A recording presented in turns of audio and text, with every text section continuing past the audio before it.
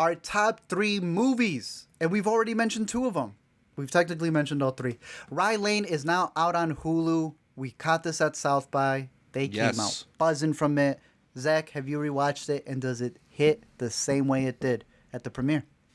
Absolutely it does. It's delightful from beginning to end. It's a breeze, less than 90 minutes long. And it's also just got this like great vibe to it, this great sound to it. The soundtrack is excellent. The way it's shot, I think you mentioned that in your research, she was comparing the use of the fisheye lens to the feeling of being on a carousel, like it's a carousel of London. And I totally caught that on the rewatch. Also, she said no fisheye. She said it's anamorphic, so Intercut has a correction over here. She came out and she said, nah, it ain't no fish. I don't want to be that person, but she got this wide anamorphic lens. And I was like, amazing. All right, I'm sorry to her. Dude, she is so badass when she's talking about the film. It's exactly how you want to hear a director talk about their movie. Just oozing with excitement and joy. I got it queued up to rewatch on my TV. I'm finishing up my, I was looking over the South by list that I had for my rankings, and Alina kept arguing for it to go up and up and up. And I'm like, how much more up can it go? Look, I have not seen a movie come in, be accessible to everybody, and it just hit, bro. Everyone's loving this movie. It is a blast. At 82 minutes, I have not seen someone not recommend this movie. That's the thing. Except Is like David a Ehrlich. lot of times a lot of times you see movies that get like the 4-star and 3.5-star and 4.5-star reactions, and then there'll be a smattering of like 2 stars and 1.5 stars thrown in there. Just about every single person I've seen on Letterboxd is going positive on it. Like the worst I've seen is a 2.5, and screw that guy, he's a curmudgeon.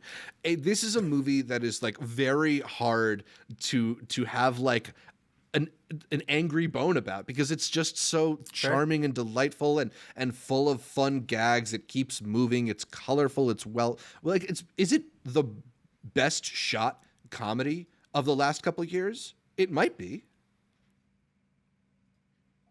I mean, the fact that we're still talking about the lenses being used, I think so, yeah. It's raw. It's fantastic.